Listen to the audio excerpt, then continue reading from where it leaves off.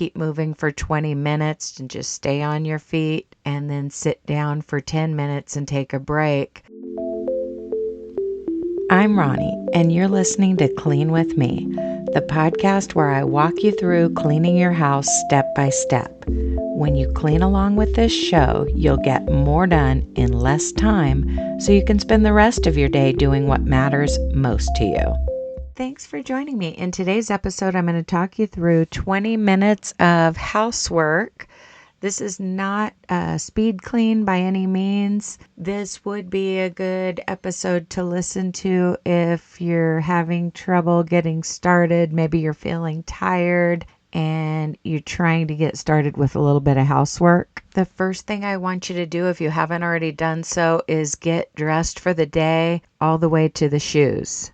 Okay, because if you're feeling overwhelmed, chances are your kitchen floor is less than pristine and you're going to feel better with shoes on, and sometimes putting shoes on can just energize you. If you want to clean barefoot, that's fine too, but I'm recommending that you put on some shoes for this episode because I'm going to be operating under the assumption that you lack energy, motivation, or both today. And I'm going to talk about something called the 20-10 method of doing housework, which means you keep moving for 20 minutes and just stay on your feet, and then sit down for 10 minutes and take a break, and then repeat. Do another 20 minutes. I'm going to talk you through the first 20 minutes because getting started is always the hardest part when you don't feel like doing housework. And I'm also going to base this episode on what I did this morning. Once you get dressed to the shoes, you might want to open up some curtains and let some light in, open up your blinds, and then do whatever it takes to get your house smelling good. I put a couple fresh wax melts in the wax warmer, but you could also open a few windows and let some fresh air circulate through if it's a nice day today. And my trash had already been recently emptied, probably yesterday afternoon. There was hardly anything in the kitchen trash. But a lot of times when I'm kicking off a cleaning session, I take out the trash and reline it so that I'll have somewhere to throw stuff away and to take care of any smells that might be lurking. Usually our trash is not a problem as far as smell because we take it out every single day. Another possible problem that could keep your house from smelling fresh is some dirty towels in the laundry room that were left in there damp or something. You could always start a load of towels and add a little bit of white vinegar to the load along with your laundry detergent. Or maybe you just need to run your garbage disposal. The time-honored tradition for freshening your garbage disposal is putting some lemon wedges and ice cubes in there and running that through. But all I had to do was get dressed to the shoes and put some fresh wax in the wax warmer. I did crack the living room blinds and I was ready to clean. So hopefully you've had time to do whatever you needed to do to gear up for your cleaning session. I'm hoping you're off the couch or off the bed and you're up and moving. Now I want you to spend about the next 5 minutes tidying up, starting with the floors. A cluttered or dirty floor can make everything else in the room appear messier. We're not going to sweep and mop or vacuum just yet, but what we are going to do is remove the clutter. But starting by picking up any clutter from your floors can make a huge impact. It can immediately change the look of your home.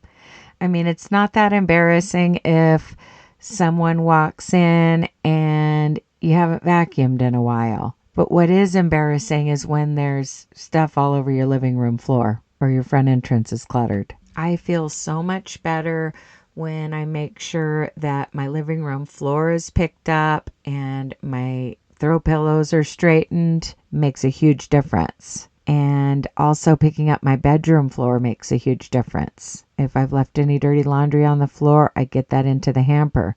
If I have clean laundry draped over a chair or the ironing board, I hang that stuff up. Okay, this could all be part of this 5-minute pickup you're doing right now. Now, while you're picking up, I want you to be observant and notice one or two things that you need to take care of that are bothering you. I'm talking about something other than just stuff that needs to be picked up. I'm not talking about the fact that you need to pick up some shoes or some toys and put those items away or throw away some trash. That's what you're working on. But what I want you to think about is maybe something that would only take you 5 minutes to deal with, but you've been putting it off. I have kind of a cutout in the wall where my living room meets my dining room, the dining area of my kitchen. It's just an opening, but it's not the kind of opening where you're supposed to put dishes or anything on that ledge. It's just an architectural feature that allows you to see into the next room and make the house feel more open. If you were supposed to put like plates and cups there, there would be a countertop. So it's a ledge where you could put a decoration or something. I have a little runner in there. Sometimes I put a fake plant there, but it's not a surface that's designed for wet or dirty items. But recently someone put some dirty dishes there and it got moisture on the wall and it looked really bad. Like I felt like the wall was ruined. I don't know what happened. I wasn't home at the time, but something spilled out of these dirty dishes that shouldn't have been there to begin with. Apparently somebody was sitting on the couch and then just set those things behind them. And just be picking up while I talk. You'll have a chance to do a special task like this in a few more minutes. You're still doing kind of your whole house pickup, starting with the floor and then moving to the upper surfaces like couches and tables and just putting away things that don't belong. But at least get the floor picked up, even if you don't get everything decluttered, so to speak. But I grabbed some Lysol all-purpose cleaner. This is not sponsored or anything. It's just what I used. And sprayed that ledge and then the wall where something had dripped down and let the chemical sit for a little while and then wiped it down, and it didn't get completely clean at first. So I sprayed it again, let the chemical sit again. Then I went over it with a scrub brush. I didn't get too crazy or anything. I didn't want to scrub the paint off, but there were like rings where the dishes had been, discoloration. Some of it came right up on the first pass when I wiped it, but these little rings and stuff didn't. So I repeated that process a couple of times. I'd spray it, I'd do something else in my kitchen, come back, scrub it with a brush, dry it with a paper towel, and eventually it got completely clean. And I say eventually, but it only took like 5 minutes total to take care of this glaring problem that was bothering me. Don't let some kind of a mess in your house steal your peace because you're procrastinating. It's going to help you feel much better. It's going to motivate you when you do something that makes a lasting impact or you take care of something that's been there for a few days. Okay, by now you've had time to quickly tidy up your house, starting with the floor, and no doubt it's looking a lot better. Now it's time to pick at least one thing that's been bothering you. I gave you one example. It was something that had been there for a couple of days. I mean, the dishes were cleared and somebody had tried to wipe it off, but it hadn't been completely cleaned. But it was surprisingly easy. It was just a matter of letting the cleaning product do its work and going over it a few times. Another thing that I took care of this morning was a little bit of rearranging. We have a large printer right now. It was in kind of an awkward spot. So I moved some stuff around and then told my husband I need help putting this printer. It's like a large industrial type of printer. He was like, "What? All you want me to do is just move this?" I'm like, "Yep, that's all I want you to do." And so he moved that into the new spot. And so that was another thing that was making my house look cluttered. So you could have a dirty spot on a wall somewhere or a stain on your carpet or just some clutter that needs to be removed. And what I didn't say when I was kind of decluttering for the printer, I had to put some toys out in the garage toy box. I do kind of a rotation system. I keep a few toys in the house for my grandkids, but some of them go out to the garage in a toy box out there. I do kind of a rotation so that we don't have too many toys in circulation. Highly recommend taking toys out of circulation. Maybe you could have like a Rubbermaid tub up on the shelf in your kid's closet. That's what I did when my kids were younger. And I would take some things out of circulation and put them up there. And then when you put away the toys they've been using and bring out something else, it's like new and exciting to them. So it could be kind of an organizational challenge where you want to do a little bit of rearranging or take something out of circulation. Or it could be a mess on a wall, a piece of furniture, the floor. Now that you've gotten your house picked up, I want you to tackle that one procrastination project.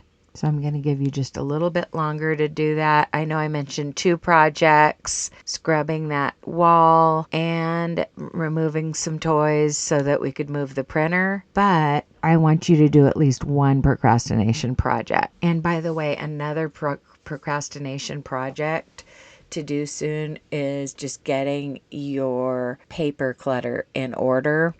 I'm really big on having an in basket for mail that needs to be dealt with. I mean, it's usually bills, but sometimes there's some other type of mail that needs to be dealt with. I have just an in basket on my desk, just like if I worked in an office and had an in basket, and that's where those items go. Then when I go to pay bills and I'm like, where's the electric bill? Where's the water bill? And I'm starting to look through the items in that basket, I will toss anything that I don't need, because when I first plop things in the basket, I don't always sort through them first. I read in a book a long time ago that you don't want to bring junk mail into the house, and I do try to abide by that to an extent.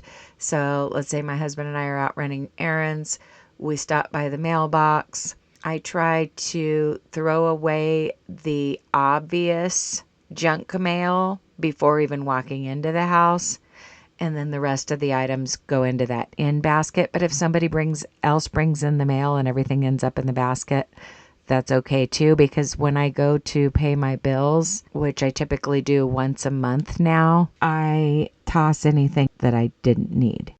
Okay, I want you to head to the kitchen and do your dishes. If you have a dishwasher, you may need to just do an empty, reload, and run. Of course, you need to have an item to scrub the dishes with when you're doing that pre-rinse. Unless you have just a state-of-the-art dishwasher and you don't have hard water and there's a built-in garbage disposal in your dishwasher.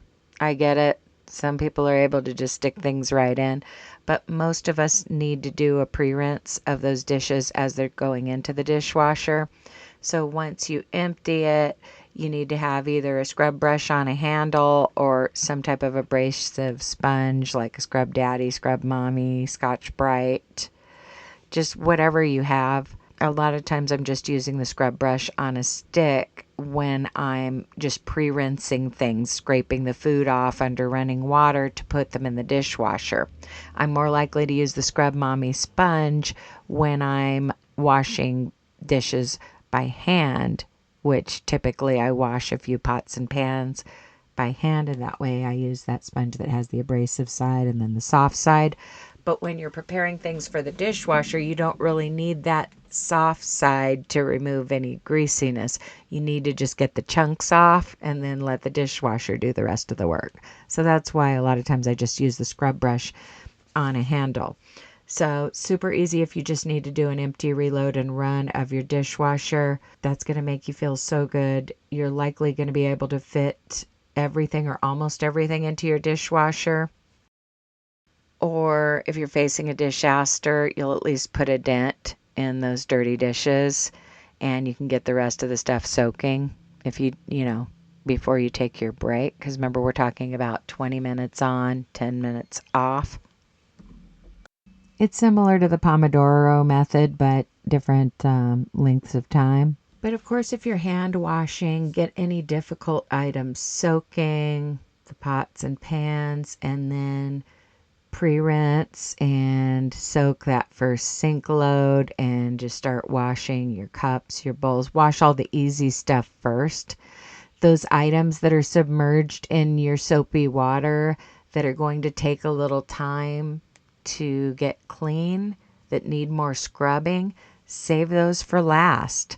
I always just grab the easy items first and get those washed, and then the other things are soaking in the meantime. Make sense?